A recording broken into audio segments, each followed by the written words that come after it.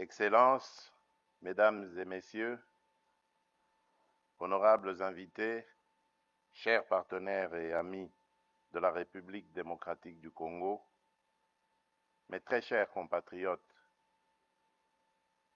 à l'heure où l'Organisation des Nations Unies, notre dispositif pensé et conçu pour le maintien de la paix et de la concorde dans l'humanité, ouvre la 80e session ordinaire de son Assemblée générale, la République démocratique du Congo, mon pays, a souhaité porter dans ce cadre la voix d'un peuple meurtri qui réclame vérité et justice. À l'instar de celui organisé à Genève, l'événement parallèle de ce jour se veut être un espace de parole utile pour éclairer les consciences et mobiliser les bonnes volontés éprises de justice et d'humanité et engager contre tout déni de ces valeurs fondamentales. Il est indéniable que depuis plus de 3 décennies, et ce ne serait jamais trop de le rappeler à chaque occasion, à chaque conscience, nos populations payent un tribut humain insoutenable. Familles décimées, villages rayés de la carte, communautés déportées ou forcées à la disparition en raison de leur identité pour permettre l'implantation de populations étrangères qui héritent illégalement de leurs terres, autorités traditionnelles réduites au silence absolu et remplacées par des lignées étrangères entraînant une désarticulation identitaire, femmes et enfants brisés. Ces crimes planifiés et systématiques dans leur modus operandi relèvent pour certains actes de la logique et de l'intention génocidaire. Trop souvent, ces tragédies ont été minimisées, relativisées, parfois niées. Nous sommes ici pour briser ce silence, lever le voile et appeler solennellement à la reconnaissance internationale des génocides perpétrés sur le territoire congolais, condition d'une justice qui répare et d'une paix qui dure. Notre plaidoyer se fonde sur des assises juridiques incontestables et sur un corpus de rapports concordants, nationaux et internationaux, qui documentent l'ampleur, la systématicité et l'intention criminelle de ces atrocités. Il ne s'agit pas d'émotion, mais de droit. Pas d'accusation gratuite, mais d'établissement rigoureux des faits. Le débat que nous proposons s'organise autour de 3 axes très concrets. Le premier, c'est cartographier les faits à caractère génocidaire commis en République démocratique du Congo au cours des 30 dernières années. Le second s'agit d'établir l'existence de génocides perpétrés sur notre sol à l'aune des critères reconnus par le droit international.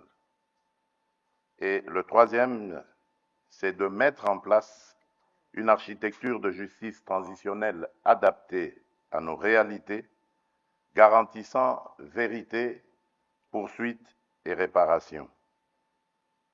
Pourquoi maintenant ?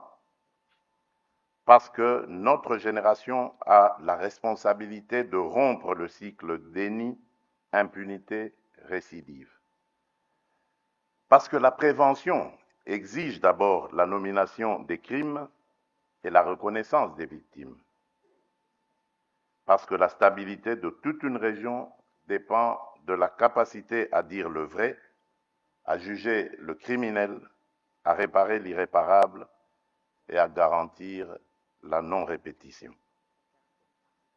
À cet égard, nous réaffirmons notre ancrage dans la Convention pour la prévention et la répression du crime de génocide du 9 décembre 1948 et dans l'ensemble des instruments pertinents du droit international. Notre démarche est conforme à ces principes. Elle vise la vérité, elle exige la justice et elle appelle à la réparation. Mesdames et messieurs, notre appel s'adresse à chacun des acteurs ici présents. Aux États, appuyer l'établissement d'un mécanisme international robuste de vérité et de qualification juridique des crimes, assorti de capacités d'enquête, de préservation des preuves et de coopération judiciaire. Aux organes des Nations Unies et aux organisations régionales, conjuguez vos efforts pour garantir la protection des civils aujourd'hui, la justice pour les victimes hier et des garanties crédibles de non-répétition demain. Aux institutions de justice, nationales, régionales, internationales, faites prévaloir la compétence et la complémentarité afin que nulle zone grise ne subsiste pour l'impunité. Et enfin, à la société civile, aux survivants et aux chercheurs, votre travail de documentation, de mémoire et d'accompagnement est la clé qui ouvre la porte de la reconnaissance et de la réparation. Nous vous rendons hommage. Ce combat n'est dirigé contre aucune communauté. Il est mené pour l'humanité. Reconnaître un génocide, c'est protéger l'avenir en refusant l'oubli et le relativisme. C'est aussi accepter que la paix ne se décrète pas. Elle se bâtit sur la vérité et la justice, dans l'esprit de la réconciliation, avec des mesures concrètes de réparation, de mémoire et de réintégration des victimes dans la vie sociale. En ma qualité de président de la République démocratique du Congo, je prends l'engagement de soutenir toutes les démarches sérieuses et crédibles visant à la reconnaissance des génocides commis sur notre territoire, à l'établissement des responsabilités et à la garantie pour les victimes de leur droit à la vérité, à la justice et à la réparation. Notre main reste tendue pour le travail commun. Notre détermination demeure entière. Je forme le vœu, à la suite de Genève, que de New York s'élève une voix claire afin de ne pas oublier, ne jamais répéter, commencer à guérir. Que cette triple exigence irrigue l'action des institutions, inspire la coopération internationale et honore la mémoire de celles et ceux qui ne sont plus de ce monde et qui n'ont jamais que trop longtemps souffert de l'oubli ainsi que de l'indifférence. Je vous remercie.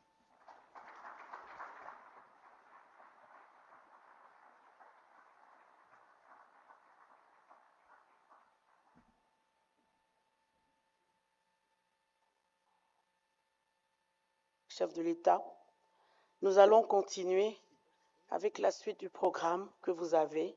Sur le programme, dans les déclarations inaugurales, nous avons 4 présentateurs.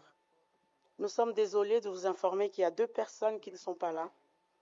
Il y a le professeur, Monsieur Chaloka et Eric Adams, qui est le maire de New York. Nous allons, sans plus tarder, je vais inviter Madame Pramila Patten, la représentante spéciale des Nations Unies sur les violences sexuelles liées au conflit, qui va nous parler des violences sexuelles liées au conflit et construction d'une paix durable en RDC. Madame.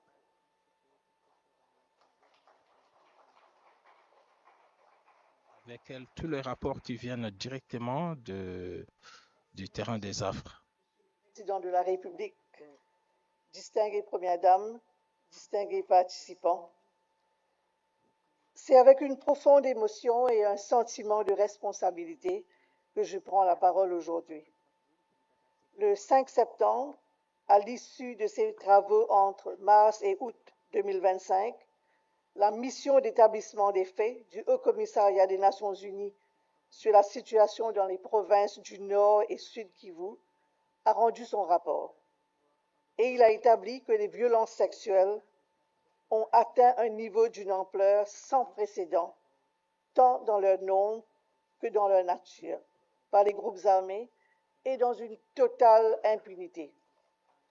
Les violences sexuelles ont eu lieu principalement sous forme de viols collectifs. Les cas impliquant des enfants ont triplé en un mois. Même si l'accès à Goma lui a été refusé par le commandement du M23, ce qui l'a empêché de visiter les zones contrôlées par ce groupe, la mission a vérifié plusieurs cas de violences sexuelles perpétrés par le M23.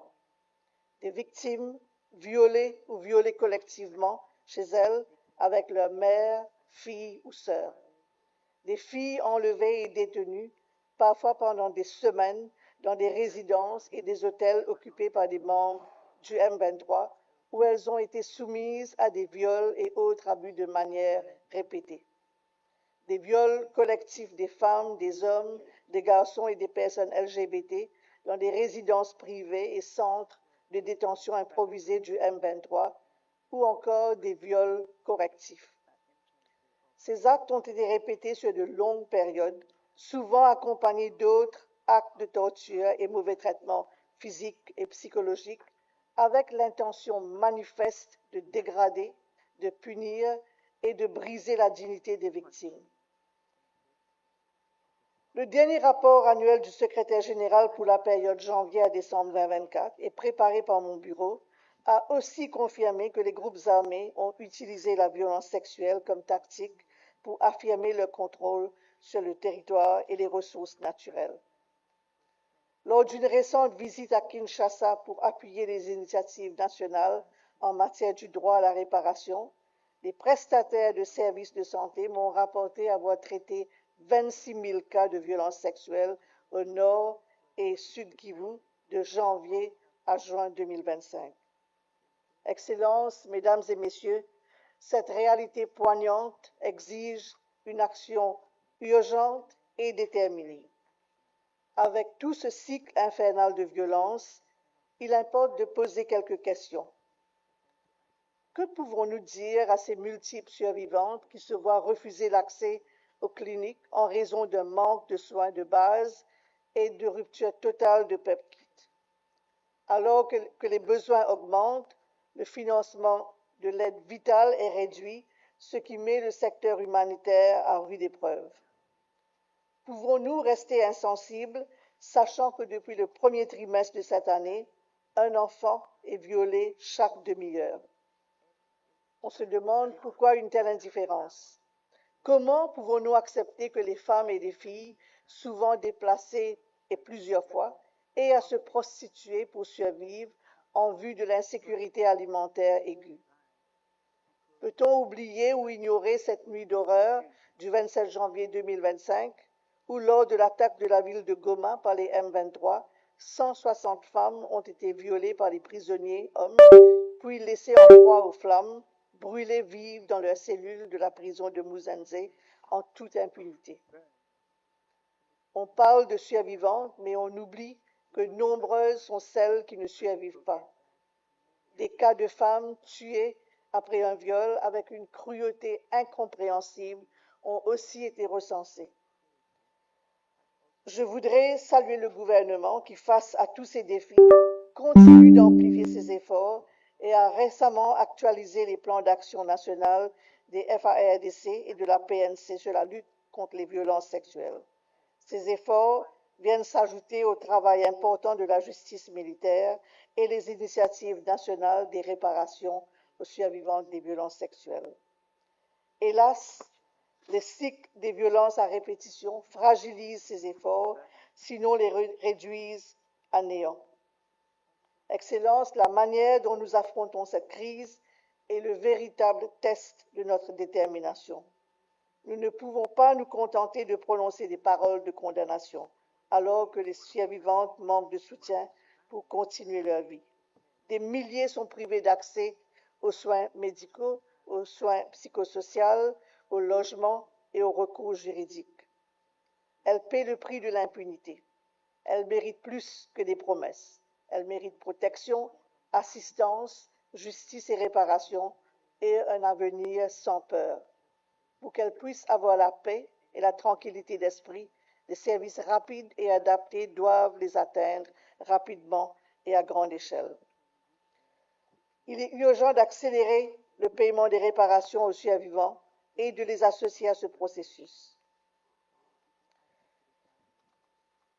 La justice transitionnelle doit aussi se développer en complémentarité avec la justice pénale, dont les mérites sont indéniables, et doit inclure des mécanismes de recherche de la vérité, de préservation de la mémoire, ainsi que de prévention et de la répétition de tous les crimes, y compris les violences sexuelles liées au conflit. Mon bureau, à travers l'équipe d'experts, demeure pleinement engagé à poursuivre son travail aux côtés des autorités judiciaires et des acteurs de la chaîne pénale. Mesdames et messieurs, la route vers une paix durable en RDC passe inévitablement par l'éradication des violences sexuelles liées au conflit. Nous devons agir ensemble avec détermination et passion et compassion pour réparer les tissus déchirés par la guerre et construire un avenir où chaque Congolaise et chaque Congolais peut vivre en paix et en dignité. J'appelle au respect sans faille des efforts régionaux et internationaux de paix, y compris ceux entrepris à Washington et à Doha. L'appui de la communauté internationale, y compris l'appel urgent et répété de protéger les civils, notamment contre les violences sexuelles, telles que rappelées dans les mandats successifs de la MONUSCO, doit être maintenu. Nous devons faire taire les armes et amplifier la voix des femmes. Nous le devons non seulement aux générations futures, mais aussi aux survivantes d'aujourd'hui. Les cicatrices et les traumatismes laissés par les violences sexuelles laissent une ombre profonde. Nous devons persévérer pour apporter à toutes les personnes touchées la lumière de la guérison et de l'espoir. L'urgence d'action est maintenant à notre portée à tous. Que le corps des victimes cesse d'être un champ de bataille pour devenir un siège de paix, garantissant l'avenir à une génération qui aura retrouvé sa dignité. Je vous remercie pour votre engagement dans cette noble cause. Merci.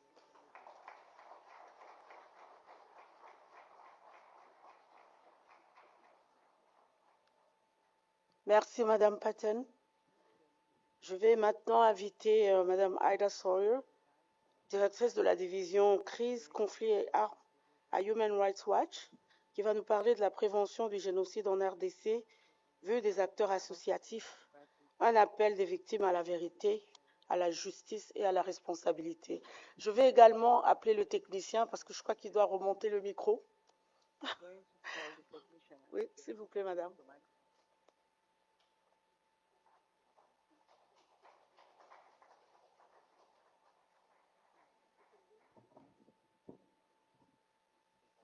Publié sur la situation humanitaire catastrophique en République démocratique du Congo. Donc, ce sont faits. Est-ce qu'on peut distribuer les instruments d'interprétation, s'il vous plaît?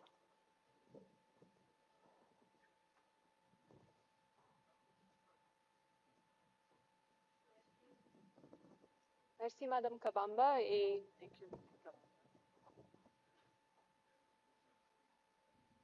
je tiens à remercier Son Excellence le Président Tshisekedi, la distinguée Première Dame, l'ambassadeur Mukongo et Fonarev d'avoir convoqué cette importante réunion aujourd'hui et de m'avoir invité à prendre la parole. This event is coming at a critical time for the people of Eastern Congo, and when the need for meaningful justice is as urgent as ever. Just in the past 2 months, the Ugandan-led ISIS-linked Allied Democratic Forces killed more than 40 people, including several children, with guns and machetes during a nighttime church gathering in eastern Congo's Ituri province on July 26th to 27th. Several other children were abducted and remain missing. ADF fighters later killed at least 40 people, most of them hacked to death, at a funeral ceremony in early September. In North Kivu, the Rwanda-backed M23 armed group summarily executed at least 140 civilians.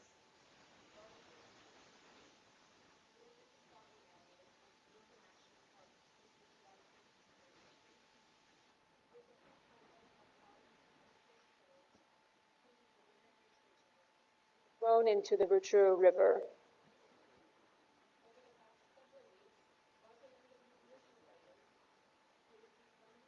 Weapons and ammunition from the Congolese government have harassed, threatened, and abducted and restricted access to services for members of the Banyamulenge community in Uvira and South Kivu.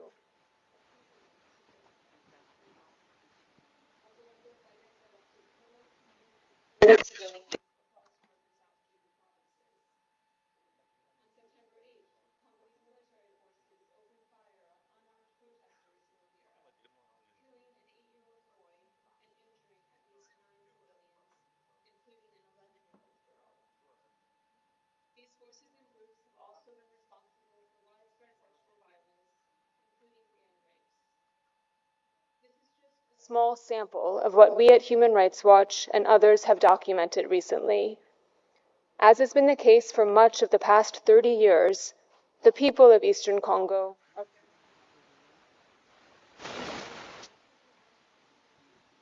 often with little clarity on who is responsible for their safety. Over 6 million people have been forced to flee their homes and are currently displaced. Many children are out of school, while women and girls face a near constant risk of sexual violence and often do not have access to emergency medical care. Despite the abundantly fertile land, Congo has one of the world's most severe food insecurity crises due to the conflict, with over 3 million people in Eastern Congo in the emergency phase of hunger. And while many local organizations are doing heroic work to try to protect and care for their most vulnerable, international funding cuts have had devastating impacts on people's access to desperately needed humanitarian aid, with only 15% of the humanitarian response plan currently funded. The M23's capture of Goma and Bukavu at the beginning of the year and its control over large parts of North and South Kivu have significantly hampered the delivery of humanitarian aid. A key factor that has allowed these cycles of violence and abuse to continue is an overwhelming culture of impunity. Despite extensive documentation efforts, including the 2010 mapping report detailing serious crimes committed across Congo between 1993 and 2003, the involvement of the International Criminal Court, prosecutions by Congolese military courts, and commitments by President Tshisekedi and Kabila before him to prioritize justice, these efforts have all fallen short. La prosecution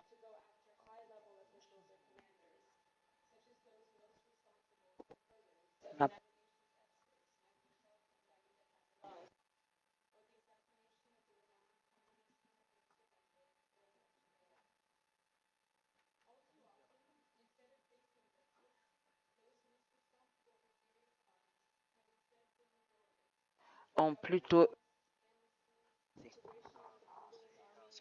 par intégration dans l'armée. Government allies, funded and armed by the Congolese government. And then when they face new grievances, they often take up arms once again against the government. Many of those responsible for the massacres and other abuses that we at Human Rights Watch have documented over the past several months have long records of involvement in serious crimes. We've seen the same names coming up again and again, often as they move from one armed group to another, or as they integrate into and later defect from the Congolese army. General Baudouin Ngaruye, for example, who's reported to have commanded the M23 fighters responsible for the large-scale killings in Rutshuru this past July, is someone whose crimes my colleagues and I have been documenting since at least 2008, including the recruitment and training of hundreds of children when he was part of a previous Rwanda-backed rebellion, the CNDP, torture, executions, and maiming, especially of women, when he was an officer in the Congolese army, and other serious violations as part of the first iteration of the M23 rebellion in 2012. Impunity for his past crimes has only fueled the abuses we're seeing now. L'abus qu'on voit maintenant. As we've seen with Baudouin Ngaruye, Pendant que nous avons vu dans cette trajectoire un autre élément clé is the continued involvement of neighboring countries and foreign actors est l'implication continue who support abuse of arms. de l'ex-Rwanda Control over Eastern Congo's lucrative mineral resources and dans la région de l'exploitation illicite des ressources naturelles. Today, Rwanda has effective control over parts of Aujourd'hui, this and the M23. partie de l'Est Appears to du meet the international Congo. humanitarian law standards for Oh, occupation.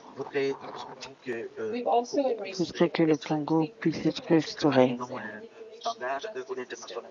target political enemies.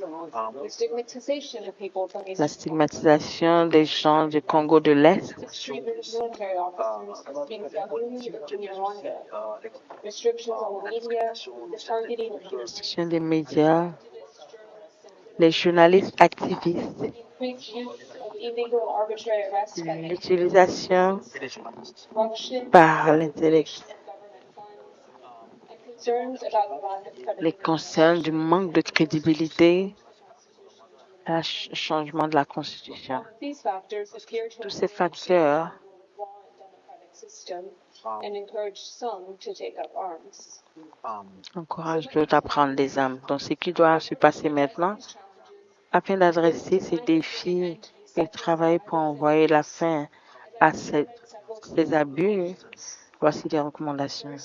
Premièrement, que le Rwanda arrête immédiatement son soutien au M26 For the Congolese government to et stop aussi que le gouvernement aussi arrête de supporter les groupes de jeunes, incluant les Rezonado et les FDN. peace. Aussi ceux-là qui supportent les différents éléments de paix. The Congolese government should Le gouvernement congolais doit international support contrairement mettre en place des mécanismes de soutien, involvement in serious human rights abuses. They should also put in pouvoir arrêter, faire face CDR program for members of armed groups who aren't responsible for war crimes and other serious human rights abuses. Those responsible for serious abuses should ceux-là qui sont responsables des abus doivent faire face à la justice. be trained in human rights. The Congolese government should also Le gouvernement congolais doit aussi s'assurer que les armées de force protègent les civils et aident à protéger tous les accès des biens. Congolese people first and foremost benefit from the country's natural resources and minerals. This should be a source for the Il development doit aussi avoir une source de développement, de prospérité du pays, pas seulement pour les acteurs institutionnels. restrictions on the C'est media aussi important d'arrêter la restriction aux médias and ethnic discrimination. et aussi contre la discrimination. The efforts won't be made Des efforts doivent être faits, mais des efforts ne vont pas être faits pour changer la constitution et démontrer les prochaines élections. Pour être juste. specific steps to address the accountability gap. Maintenant, pour des Scale and étapes complexity of crimes committed pour pouvoir affecter. require a multi-layered justice response, which should ideally Demander work with the International Criminal Court, domestic prosecutions, and la prostitution domestique. Prosecution domestique. court has been investigating serious La Cour internationale de justice a investigué depuis 2004 That investigation led to cases being que les investigations ont amené à l'arrestation de 6 suspects. Human Rights Watch has repeatedly urged the ICC Les droits de l'homme to address not only the ont responsibilities demandé à non seulement adresser la responsabilité des crimes years, but also pendant des années, mais aussi government and les military crimes in Congo des and Zambia. supérieurs gouvernements. Following a 2023 request by the Congolese government, the Lors de ICC 2023, announced last year the renewal of the l'outil ICC annoncé l'année dernière pour arrêter l'instabilité au Congo, aussi au nord du Kivu, de 2022. C'est un record pour pouvoir avancer la justice, mais il y a des limitations à ce qui peut être accompli parce que des efforts politiques sont menés pour pouvoir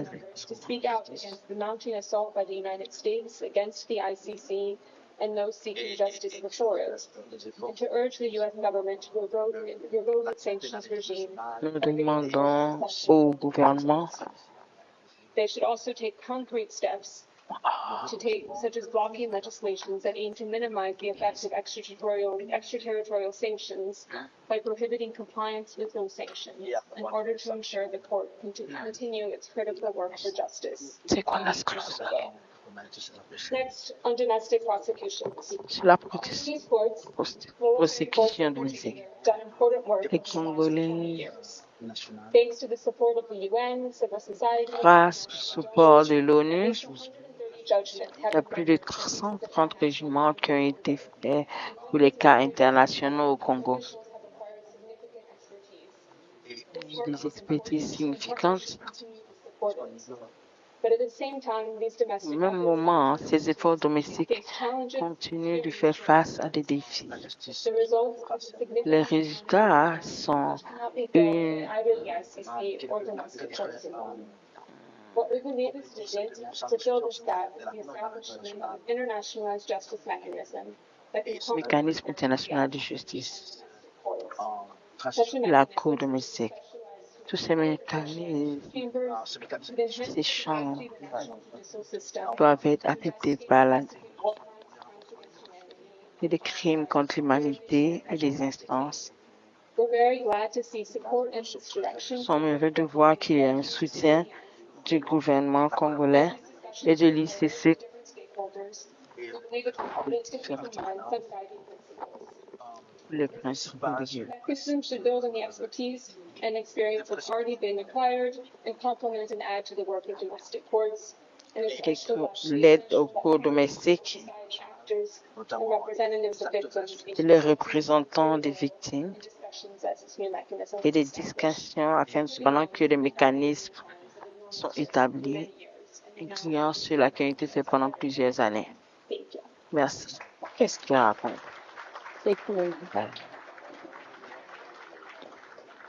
Thank you, Ms. Sawyer. Comme Madame Sawyer a fait sa présentation en anglais, et je suppose qu'il y a beaucoup de gens qui n'ont pas eu de problème avec ça, j'ai une petite question pour le président. En 2023, février 2023, j'étais à Cape Town où j'ai assisté à la conférence minière. Et le président, avant de commencer son discours, il a parlé en anglais. Il a dit, my English is not very good. Mais soon it will be good. Maintenant, je demande au président, après 2 ans, how is your English?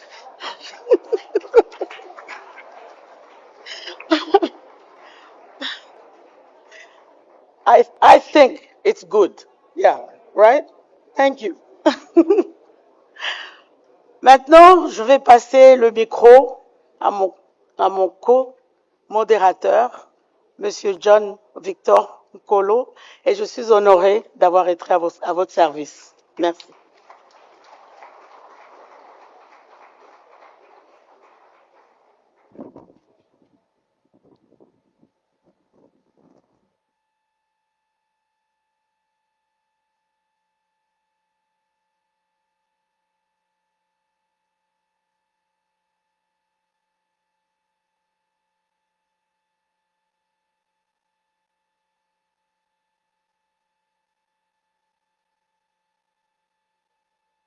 Démocratique du Congo, Madame la représentante spéciale du secrétaire général, Excellences, Mesdames et Messieurs, je m'appelle Jean-Victor Nkolo et j'ai le privilège et l'honneur d'être ici aujourd'hui et de prendre la suite de ma sœur Margaret Kabamba.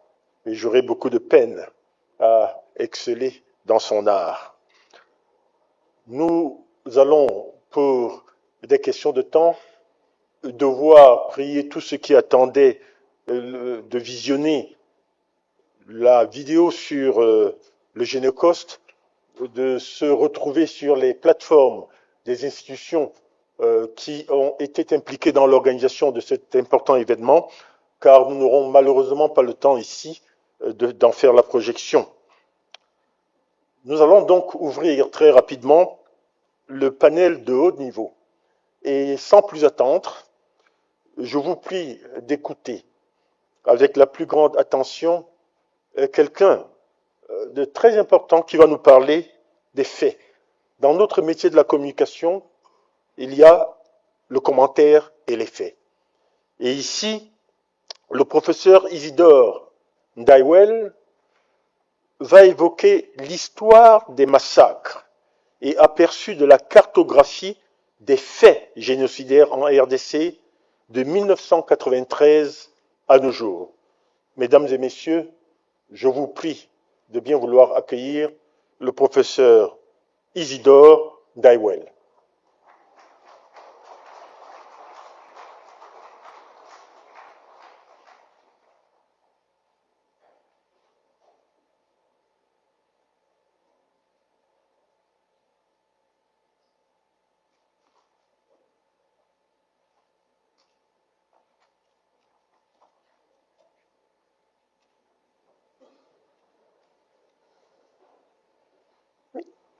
Excellences, Monsieur le Président de la République, chef de l'État, avec mes respectueux hommages déférents.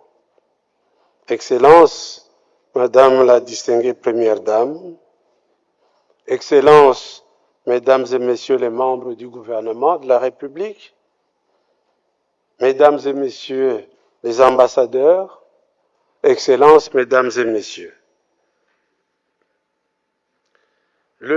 La République démocratique du Congo, le Congo de Lumumba, a connu dans son histoire deux grandes périodes de massacres de populations à grande échelle.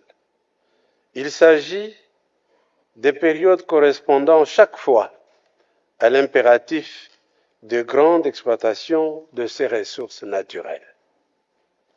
La première est celle bien connue de la fin du XIXe siècle. À la suite de la découverte du pneu gonflable, le régime léopoldien avait décrété en son temps une grande campagne de récolte du caoutchouc, en fermant totalement les yeux sur les modalités concrètes de cette opération sur terrain. Ainsi, pendant une vingtaine d'années, pour maximiser la production du caoutchouc, les populations du centre du Congo ont-elles vécu un régime de terreur, soumises à des cruautés de type bestial, allant jusqu'à des incendies de villages, des séquestrations des femmes et d'enfants ou des supplices de mutilation des mains. La seconde grande période est celle de la fin du XXe siècle. Elle s'étale encore sous nos yeux, caractérisée par l'exploitation sauvage des ressources naturelles dans l'est du Congo. Une nouvelle conjoncture mondiale s'était en effet imposée dès la fin de la guerre froide. Le primat de l'économie avait transformé le monde en un champ d'action privilégié pour les sociétés multinationales, avec pour conséquence l'affaiblissement des frontières et celui du droit international. C'est dans ce contexte que l'Est du Congo est devenu une cible privilégiée, objet de la ruée mondiale vers des minerais stratégiques en cette ère de l'expansion de la téléphonie cellulaire, de l'engouement pour les véhicules électriques et de la résurgence des conflits mondiaux entre empires. À la fin du XXe siècle, l'agenda politique des pays des Grands Lacs en proie à des crises de démocratisation a constitué une conjoncture favorable. Le possible recyclage du régime de Mobutu était banni. Mais en Ouganda, une nouvelle dynamique politique était en place, avec l'avènement de Yoweri Museveni en janvier 1986 à la tête du pays. Le Rwanda, ciblé comme porte d'entrée au Congo, était soumis alors à l'effervescence d'une opposition politique dont les assises se trouvaient précisément en Ouganda. Cette opposition avait été identifiée comme capable de servir d'intermédiaire dans ce projet d'exploitation. Mais le soutien à cette dernière revenait inévitablement à prendre position dans un affrontement ethnique séculaire en faveur des Tutsis exilés contre les Hutus au pouvoir. Pour la petite histoire, rappelons ici que depuis le 1er novembre 1959, le Congo avait abrité massivement ces mêmes réfugiés Tutsis. Pendant 35 ans, de 1959 à 1994, ils ont fonctionné dans les institutions politiques, économiques et sociales du pays avant le grand changement qui allait intervenir en 1994, où les réfugiés Tutsis vont être remplacés par des réfugiés Hutus. La conquête militaire du Rwanda par cette opposition en exil a duré exactement 4 ans, de août 1990 à juillet 1994. Quant à la conquête de l'ancien Zaïre, suspecté d'être l'allié du régime Habyarimana et entamée en 1996, elle a laissé tirer dans le temps jusqu'à ce jour. Car la pression internationale d'essence commerciale était venue attiser et conforter une autre ambition. L'ambition séculaire du Rwanda de s'emparer des territoires de l'Est du Congo, particulièrement du Grand Kivu, pour y déployer ses excédents démographiques. Cette pratique avait été entamée en 1927 pour soutenir l'industrie congolaise naissante par une main-d'œuvre rwando-burundaise affectée alors dans le Grand Kivu, l'Ituri et le Katanga. Le mouvement avait été accentué à partir de 1948 par le peuplement massif du Nord Kivu par les immigrés rwandais pour des raisons humanitaires. Ainsi, l'enjeu contemporain de faire main basse sur les minerais stratégiques se doubla de celui de la conquête des espaces. Voilà pourquoi les inévitables violences barbares de l'exploitation des ressources naturelles sont-elles accompagnées d'une opération de destruction des populations autochtones pour réduire leur nombre, pour compromettre leur reproduction et dans l'immédiat pour les obliger à quitter leurs terres et les rendre disponibles pour d'autres occupations. Et c'est ici que réside l'intention génocidaire d'éliminer une espèce humaine se trouvant sur les terres convoitées au profit d'une autre. Excellences, Mesdames et Messieurs, comme on peut le constater, ce second temps de massacre est plus grave que le précédent par sa durée, qui dépasse déjà les 30 ans. Il est encore toujours en cours et il vient d'être consommé entièrement le premier quart du XXIe siècle. Il est plus meurtrier aussi par le degré de cruauté qui l'accompagne, mais aussi par leur étendue sur les 4 provinces les plus peuplées du pays, le Nord et le Sud Kivu, l'Ituri et le Maniema, avec ramification sur une demi-douzaine d'autres provinces limitrophes. Visiblement, la stratégie adoptée est multiforme. Il s'agit de l'élimination systématique des notables, chefs coutumiers, pasteurs, évêques, pour priver les populations concernées des points de repère. Il s'agit de la destruction de cette population à grande échelle, y compris de manière artisanale, à la machette ou à la houe. Il s'agit de la combinaison de ces massacres avec des tortures afin d'amener les populations concernées à abandonner massivement leurs habitations et à fuir. Il s'agit de la multiplication des blessures psychologiques par des spectacles de terreur insupportables parce que contre nature. Il s'agit enfin de l'utilisation systématique du viol comme arme de destruction massive, y compris le viol des fillettes, de bébés ou de femmes âgées. Par contamination ou sur commande, ces recettes ignobles ont été adoptées par des intermédiaires ou des complices locaux qui les reproduisent dans le cadre des groupes armés. De là se réalise peu à peu une sorte de pédagogie de la violence à base de cruautés inédites qui envahit l'ensemble du pays, y compris les provinces de l'Ouest et du Centre. En complément du contenu du rapport mapping du Haut Commissariat des Nations Unies sur la décennie 1993-2003, le gouvernement de la République démocratique du Congo, par l'entreprise du FONAREV, a réalisé un début d'inventaire des massacres de population et des atrocités commises à partir de 2003 dans les provinces du Nord Kivu, du Sud Kivu, de l'Ituri et du Maniema, de Tanganyika, du Haut-Katanga, du Kasaï central, du Sud-Ubangi et de Kinshasa. Le résultat est terrifiant. 2039 cas ont été identifiés et documentés sur le terrain.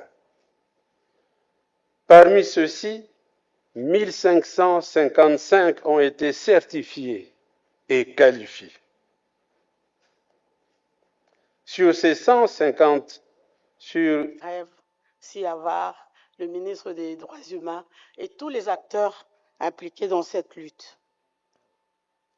Le monde a du mal à reconnaître les génocides au Congo.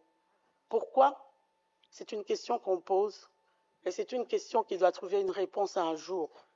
Pourtant, il y a tellement d'écrits, il y a tellement de rapports qui existent et qui attestent des faits réels de ces atrocités, dont les rapports des Nations Unies, par exemple, sur la RDC, depuis 2011 jusqu'à aujourd'hui, les rapports du projet Mapping et les différents livres blancs publiés par le ministre des Droits humains. Tout cela atteste des atrocités que le monde est en train de regarder sans rien dire et qui se passent au Congo. Tous décrivent les violations les plus graves des droits de l'homme, du droit international humanitaire, qu'avait ce terme, droit international humanitaire, a été aussi inventé par Raphaël Lemkin. Des sources indépendantes et crédibles démontrent des actes commis dans l'intention de détruire seulement, en tout et en partie, des groupes ethniques congolais. Et les communautés congolaises sont diverses. Elles sont nombreuses. Il y en a qui vont dire, mais non, on n'a pas tué qu'une tribu. C'est vrai, nous avons beaucoup de tribus, mais Génon, ça représente une famille, ça représente un clan, ça représente toute une race. Ça représente les diverses communautés que nous avons au Congo. Donc nous avons un génocide qui est en train de se commettre sur nos territoires. Et ça n'a pas commencé aujourd'hui. Si on regarde l'histoire, ça a commencé il y a des siècles. Il y a un juif qui a écrit un livre qui s'appelle Adam Rothschild. Il a écrit en français « Les fantômes du roi Léopold », King's Leopold Ghost. C'était au 19e siècle. C'était un vrai génocide. Personne ne veut en parler. Personne ne veut reconnaître que c'était un génocide commis au Congo. Mais je vais laisser l'histoire au professeur Naïwel qui est ici. il va vous parler de différents massacres qui ont été commis au Congo. Mais tous ces extrêmes violences ne méritent qu'une seule qualification: crime contre l'humanité et crime de guerre. Donc la RDC veut une chose: la reconnaissance de ce génocide perpétré au Congo. La mise en place des mécanismes de justice transitionnelle. Évidemment, nous devons honorer la mémoire de nos victimes. Nous voulons aussi les réparations. Il faut qu'on les ait, ces réparations. C'est un travail de longue haleine et FONAREV, SIAVAR, le ministère des Droits humains, ils vont s'y mettre. Il faut de la patience, mais avec la persévérance et la persistance, ils vont y arriver. Je vous remercie pour ça. Mais, merci, vous pouvez applaudir. Je ne vais pas dire non. Merci beaucoup. Alors, nous allons ouvrir la conférence. Tout d'abord, comme on dit en anglais, housekeeping issues. Je voudrais juste rappeler, s'il y a des gens ici qui parlent anglais, those who speak English, only speak English, can get the interpretation devices. Please identify yourself so somebody can give you the device. Et puis, le programme se trouve dans les sacs qui ont été mis sur les chaises. The program of the conference is in the little bag on your seat, so you can get it. Yeah. So those who speak English and didn't get the interpretation devices, protocol, please identify yourself so protocol can give you the devices. Sur ce, je voudrais donner la parole à l'ambassadeur Mukongo Zenongai, notre ambassadeur plénipotentiaire ici à New York, pour son mot d'ouverture.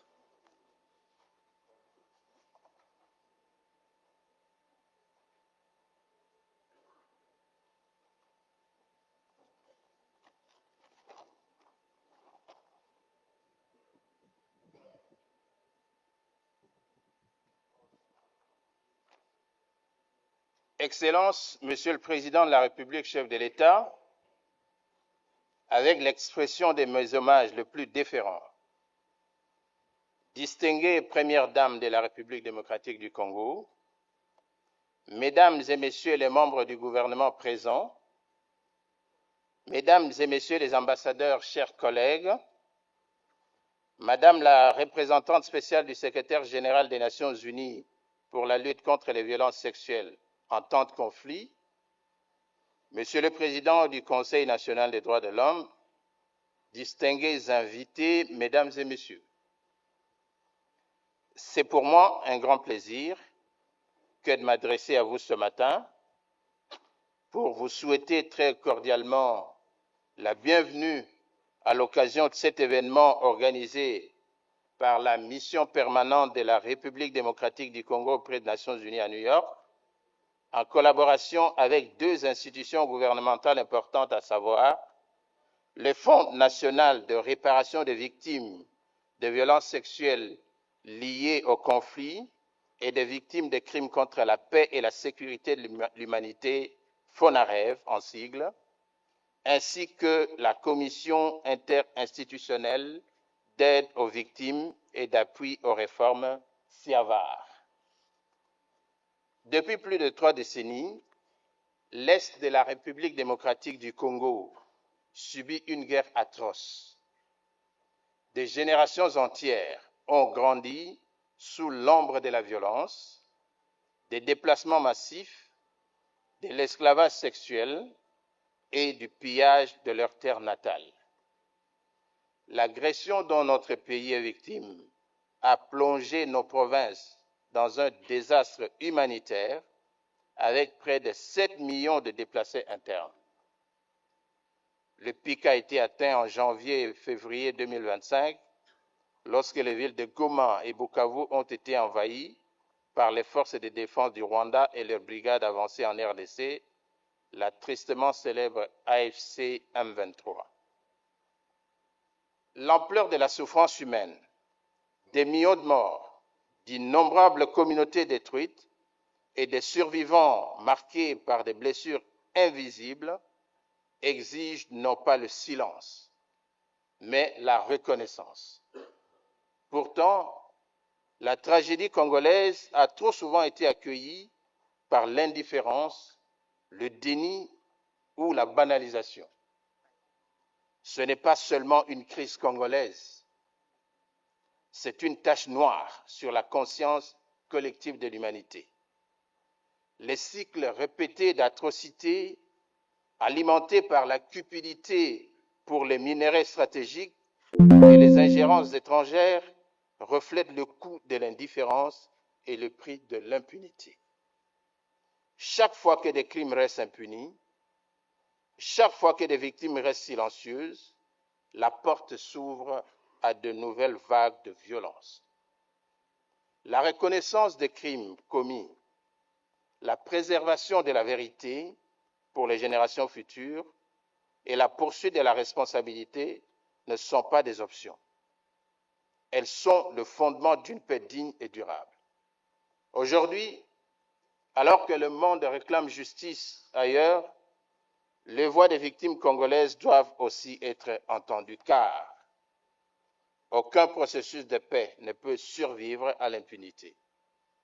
Protéger les vies humaines est non négociable. Rester spectateur devant de tels crimes serait une forme de complicité. La protection des vies humaines, toute communauté confondue, reste non négociable et doit demeurer au cœur de l'action.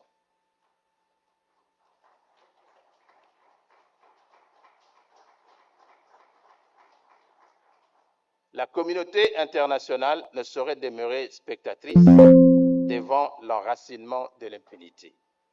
C'est l'objet du plaidoyer qui nous réunit en cette circonstance, et je ne saurais terminer mon propos sans saluer l'engagement ferme du président de la République, son Excellence Félix Tshisekedi Tshilombo,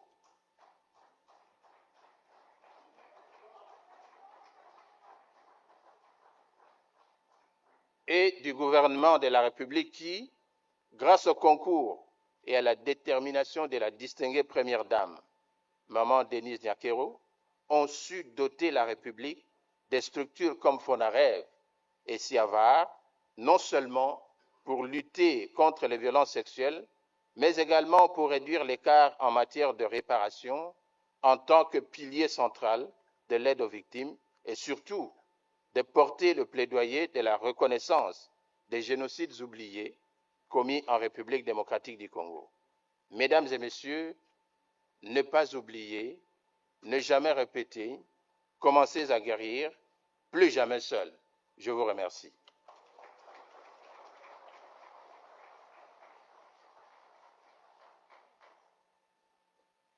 Merci, Excellence.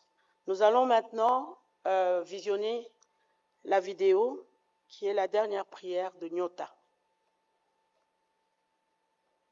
Gabriel, le dîner est servi. Alors, comment était l'école aujourd'hui? Bien. On nous a dit d'écrire ce qu'on voudrait faire quand on va grandir. Et qu'est-ce que tu voudrais faire de devenir quand tu seras grande?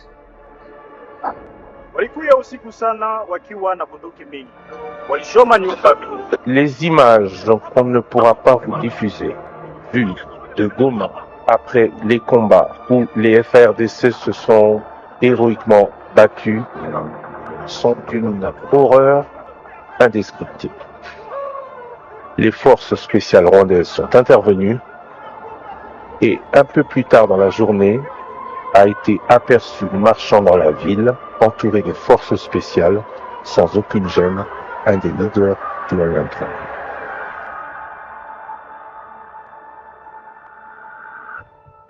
Ew.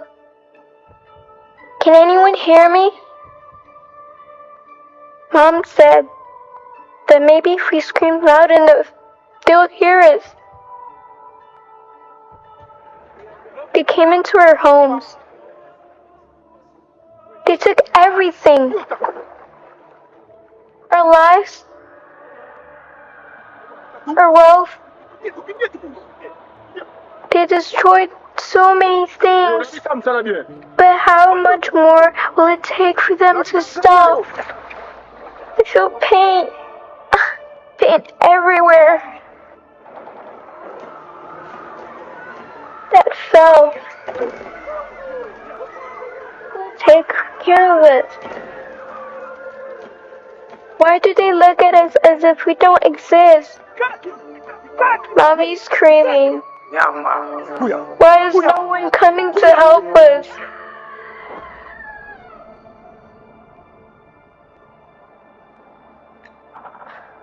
I wanted to study. To heal people. Like the ones you see on TV. Dr. Nyota, doesn't that sound good? It's too late. I know it. Can you solve the pain? Nothing seems to stop it. They did not. And continued. My life. At what price?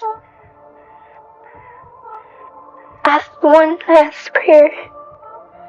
To never forget. To never repeat. And to start healing.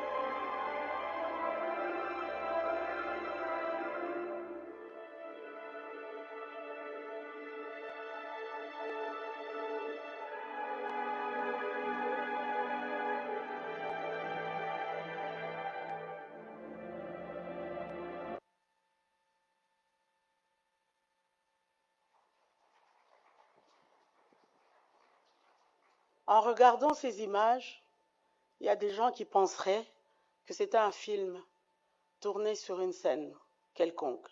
Mais c'est la réalité du Congo, malheureusement, pendant des années et des années et des décennies. Le génocide, les crimes qui sont perpétrés pour des raisons économiques doivent être reconnus dans le monde pour que nous ne puissions pas oublier et que ça ne se répète pas. Et évidemment, il faut en parler pour commencer à guérir. Parce que quand on garde quelque chose en soi, on ne peut pas guérir. Et maintenant, je pense qu'il est temps d'inviter le président de la République à prendre la parole. S'il vous plaît, levez-vous pour la film.